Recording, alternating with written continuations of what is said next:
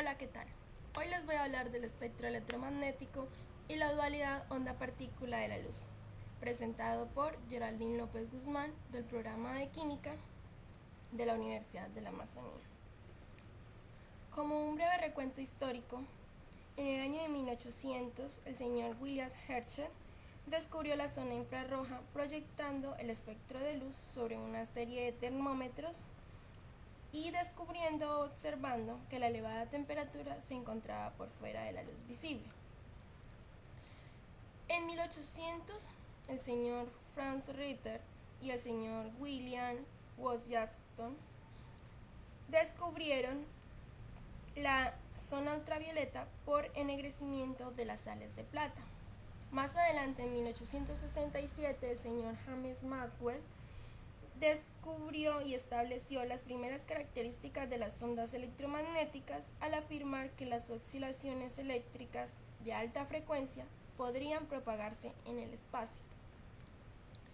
En 1887, el señor Heinrich Hertz confirmó la teoría de Maxwell y desde entonces se conoce a la onda electromagnética como hertziana y se estableció el Hertz como una unidad de medida universal para la frecuencia de estas ondas.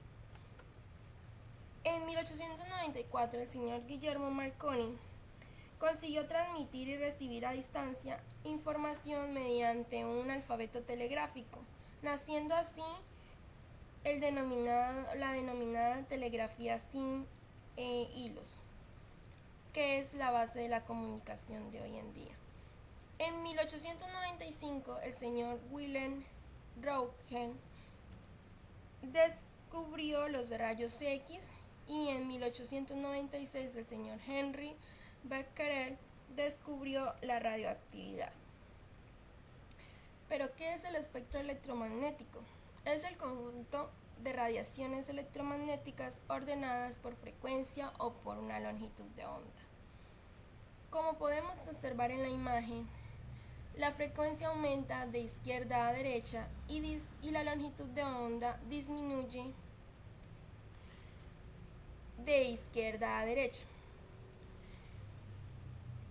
La zona de luz visible es la que podemos percibir con el ojo humano y se encuentra en un rango de 10 a la menos 14 a 4 por 10 a la 15 Hz. Los rayos ultravioletas, que son los que están por encima del color violeta, se encuentran en un rango de 10 a la 15 a 10 a la 17 Hz. Los rayos X, que son una forma de radiación ionizante, se encuentran en una frecuencia de 10 a la 17 a 10 a la 20 Hz aproximadamente. Olvidé mencionar que los rayos ultravioletas son rayos energéticos y perjudiciales para la salud. Seguidamente de los rayos X tenemos los rayos gamma y los rayos cósmicos, que son los asociados a partículas cargadas altamente energéticas que chocan con la atmósfera terrestre y vienen desde el universo.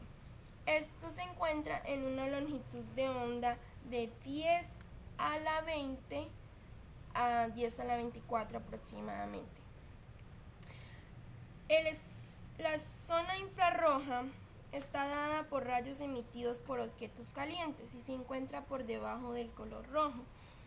Esta zona se encuentra en una longitud de onda de 10 a la 10 a la 14 hasta 10 a la 12 Hz.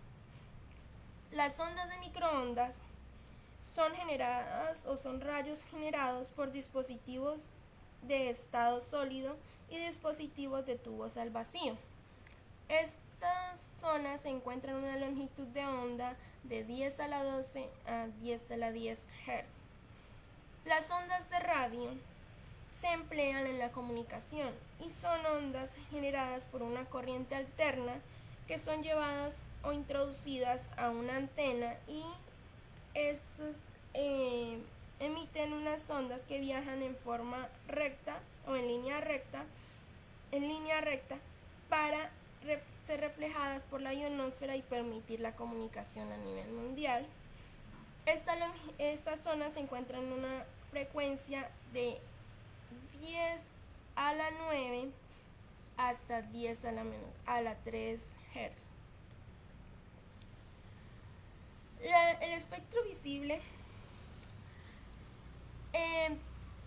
tiene unas longitudes de onda de acuerdo a los colores, los cuales se encuentran en un rango. Para el color azul, en una longitud de onda de 650 a 800 nanómetros, para el color naranja de 590 a 640 nanómetros, para el amarillo de 550 a 580 nanómetros, para el verde de 490 a 530 nanómetros, para el azul de 460 a 480 nanómetros, para el violeta claro de 440 a 450 nanómetros y para el violeta encendido de 390 a 430 nanómetros. ¿Pero qué son las ondas electromagnéticas? Son ondas que transmiten energía y son producidas por la vibración de las partículas cargadas y tienen propiedades magnéticas y eléctricas. Todas las ondas electromagnéticas tienen la misma rapidez de propagación en el vacío. Las ondas electromagnéticas constan de una dirección, un campo eléctrico y un campo magnético. El campo eléctrico, que en nuestra figura 11 está representado por un vector E de color rojo, va desde Z hasta menos Z. Nuestro campo magnético, que en la figura 11 está representado con un vector B y de color azul, va desde X hasta menos X. La dirección de la onda la encontramos, según la figura 11, en una dirección Y. La distancia o la longitud de la onda se mide tomando como referencia los puntos de las crestas y midiendo la longitud que hay entre cada una de ellas. Los ciclos se miden como sucesiones o dos ondas sucesivas, que en este caso podrían ser, este sería nuestro ciclo. Y la frecuencia es el número de ciclos que pasan por un punto determinado y se miden en unidades de tiempo. Pero, ¿cómo se originan estas ondas electromagnéticas? Son partículas cargadas, bien sea electrones o fotones, que producen una radiación sincrótona. La materia, cuando se somete a altas temperaturas, produce una radiación electromagnética, la cual interacciona con los átomos, las moléculas o la materia, produciendo procesos donde los núcleos, los electrones o átomos absorben los fotones y hay una transición cuantitable.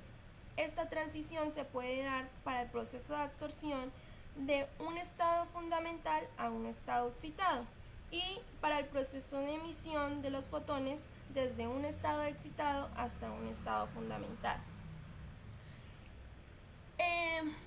En el espectro electromagnético, como lo decía anteriormente, se puede medir la diferencia de energía. ¿Cómo se da esto? Midiendo la energía del estado excitado menos la energía en el estado fundamental. La longitud de onda es igual a la velocidad de la luz, que es nuestra velocidad general para todas las ondas, por la frecuencia o dividida la frecuencia. Nuestro número de onda está dado por 1 dividido la longitud de onda y nos permite medir el número de ciclos que se encuentran en una longitud de onda. Para nuestro índice de refracción, lo que medimos es la velocidad de la luz en el vacío dividido la velocidad de la luz en un medio. La dualidad onda-partícula de la luz. El señor Christian Huygens en 1690 postuló su teoría ondulatoria, donde nos decía que la luz se propagaba como una onda en un medio ideal. Más adelante, en 1704, el señor Isaac Newton postuló su teoría corpuscular y dijo que la luz estaba formada por partículas materiales. Debido a la importancia científica que tenía el señor Isaac Newton, la teoría ondulatoria fue olvidada. Más adelante, en 1801, el señor Thomas Young y el señor Agustín Fresnel observaron la difracción de la luz por medio de un experimento de rejilla, que fue más adelante, en 1855, comprobado por Foucault, el cual comprobó que la frecuencia de la luz es menor en el agua que en el aire.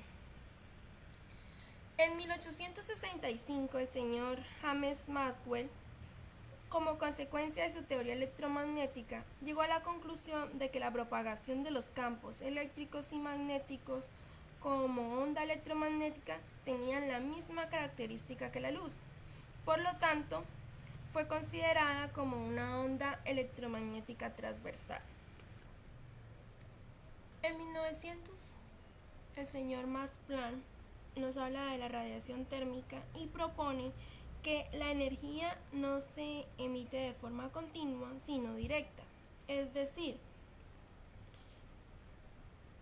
en cuantos o en paquetes de energía. La energía de un cuanto depende de la frecuencia de la vibración de los átomos. En el año de 1905, el señor Albert Einstein explicó el efecto fotoeléctrico, el cual la teoría ondulatoria le era incapaz de explicar.